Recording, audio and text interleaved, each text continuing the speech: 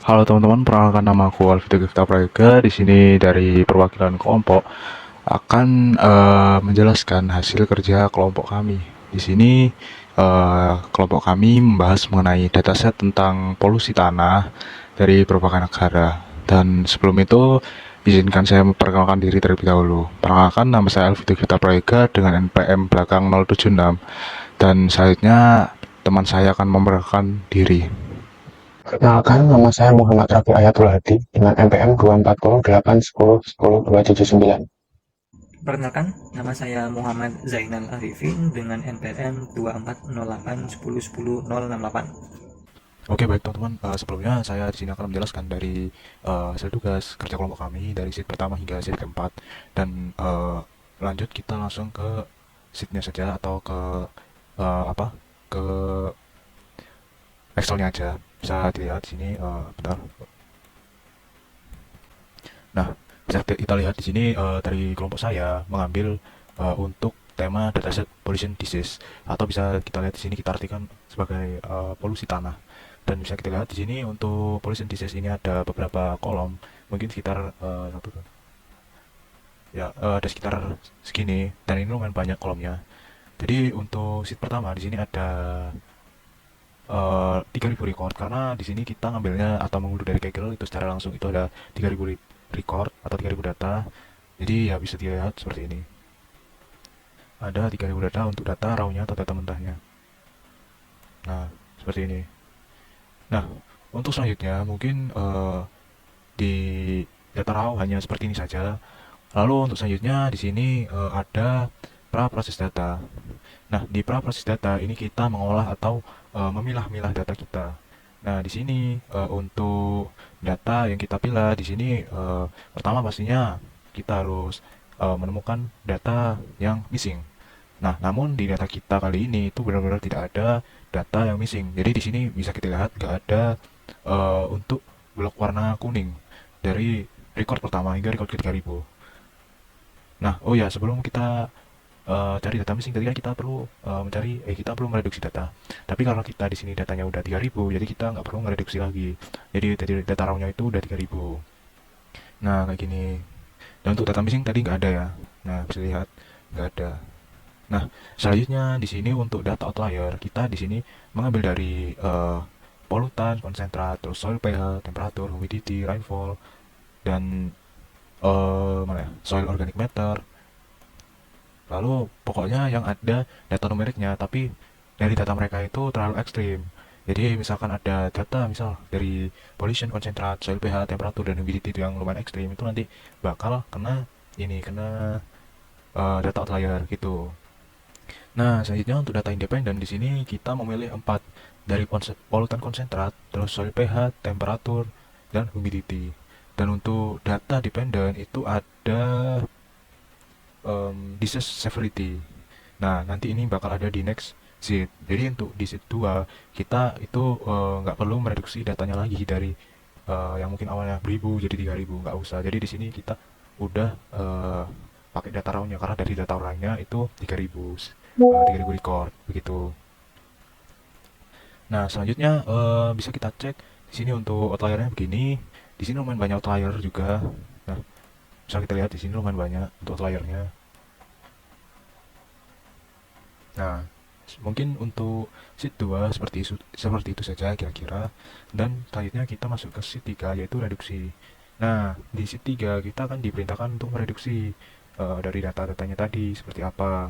Nah, seperti yang udah saya bilang sebelumnya, untuk mereduksi ini kita kan disuruh mereduksi 4 hidup data, ya itu data eh, yang itu. Lalu untuk data yang independen dan dependent, maaf lupa. Jadi untuk 4 data ini dari dari kolom A, B, C, D ini data independen. Sedangkan untuk data yang ada di kolom E ini data dependent. Jadi seperti itu. Jadi kita mereduksi di sini. Nah, untuk mereduksinya ya kira-kira seperti ini saja. Lalu masuk di sheet selanjutnya atau di sheet ke 4, di sini kita menentukan nilai-nilainya. Karena di sini kita mereduksi tadi kita menggunakan data numerik, jadi kita harus mengolah datanya Di sini kita memakai rumus Excel. Contoh di sini untuk mean dari pollutant concentration itu di sini ketemu di angka 102, sekian, dan untuk medianya 104 sekian, dan untuk modusnya sekian, variannya sekian, dan standar deviasinya sekian. Dan di sini kita menggunakan rumus dari Excel, jadi kira-kira nanti seperti ini. Rumusnya lumayan singkat di sini. Nah, selanjutnya di bawahnya ada rumus manualnya. Nah, untuk dari rumus manual yang pollutant concentration, kita seperti ini. Kita cari dulu sumnya, lalu kita jumlah datanya, lalu kita bagi di akhirnya. Karena di sini kita mencari mean. Ya, dan untuk yang lain juga sama seperti ini, kurang lebih. Lalu untuk rumus manual dari median itu seperti ini. Kita menggunakan if, mod, count, lalu kita ambil dari data kita yang dari C3, lalu seperti ini hasilnya ketemu. Dan untuk rumus manual modus di sini juga sama, kita memakai index, lalu kita match max, terus count if, lalu kita count if lagi seperti ini. Lalu untuk rumus manual varian seperti ini, kira-kira kita pakai sum product dan sebagainya.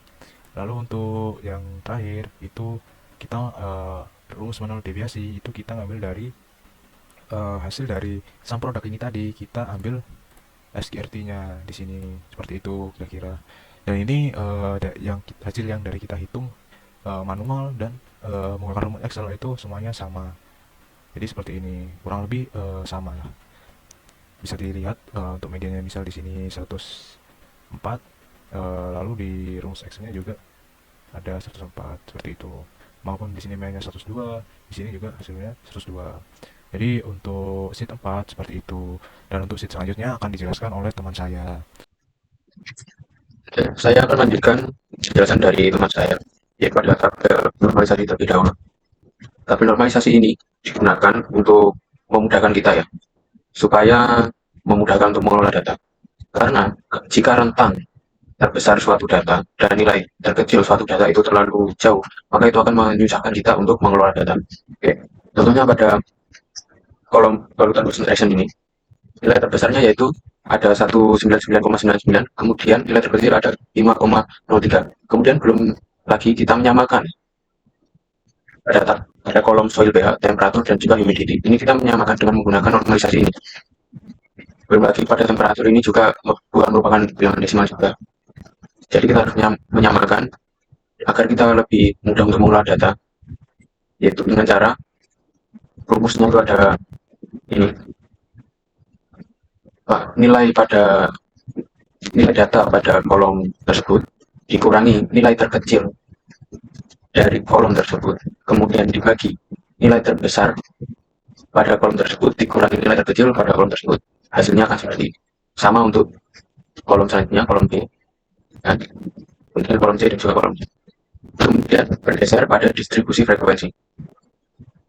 Misalkan sebelum mencari distribusi frekuensi, kita harus mencari berapa jumlah data yang ada pada kolom tersebut yang akan kita kelola, yaitu menggunakan count atau hitung. Hitung ini untuk count tabel reduksi ini itu jumlahnya kita coba lihat langsung saja, ada 3001. Itu karena yang baris 1 digunakan untuk menamai kolomnya. Oke, dan lanjut, kita harus mencari nilai terkecil dahulu dengan menggunakan nilai min sama dengan min pada kolom tersebut. Jadi nilai terkecil pada kolom pollutant concentration ini itu ada 5,03. Kemudian mencari nilai terbesar, yaitu menggunakan rumus max. Kemudian pada kolom tersebut, yaitu nilai terbesarnya itu 199,99. Kemudian untuk jumlah kelas, ini menggunakan rumus 1 plus 3,322 dikali log 10 dari hasil hitung count tadi 3. Oke, kemudian untuk rentang ini mudah saja, karena mengurangi nilai max dan juga nilai terbesar dan juga terkecil kurangi. Kemudian untuk panjang kelas, ini merupakan hasil bagi dari rentang dan juga jumlah kelas. Kemudian saya akan jelaskan batas bawah. Batas bawah ini merupakan batas minimal. Kemudian batas atas merupakan induk peroleh dari batas bawah dijumlahkan dengan panjang kelas. Akan ketemu ini. Kemudian untuk batas bawah yang kolom kedua juga sama. Jadi setiap nomor kelas ini akan dijumlahkan dengan 15 sesuai panjang kelasnya masing-masing. Bentuknya seperti soal BH akan dijumlahkan dengan 0,31 sama, batas atas sama. Kemudian untuk interval kelas ini karena jumlah terkecil datanya ada 5,03 dan kemudian nilai terbesar pada kolom tersebut itu datanya ada 199,99 dan kelompok kita membagiannya dalam 13 kelas. Jadi interval kelas itu merupakan sebuah rentang. Jadi 5,03 sampai 20,03 ini merupakan hasil penerimaan dari. Jadi kita bagi. Kemudian frekuensi ini merupakan nilai pada interval ini. Jadi pada data antara 5,03 sampai 20,03 ini merupakan ada nilainya berupa 234 data ya. Jadi antara rentang ini ada 234 data, kemudian dan seterusnya. Kemudian untuk frekuensi relatif ini merupakan untuk kita membuat persenan yaitu pada setiap kolom. Jadi H2 ini contohnya. Kemudian dibagi dari hasil jumlah dari kolom H tersebut. Seperti biasa jumlah data per banyak data. Dan kemudian frekuensi kumulatif ini untuk yang baris pertama itu diambil dari H2.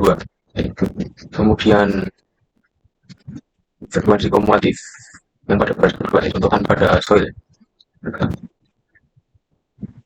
Jadi ini sebenarnya juga bisa 257 dijumlahkan dengan 251. Nanti hasilnya akan coba ya, saya akan coba langsung. Tabel ini dijumlahkan dengan tabelnya nanti juga akan seperti menggunakan.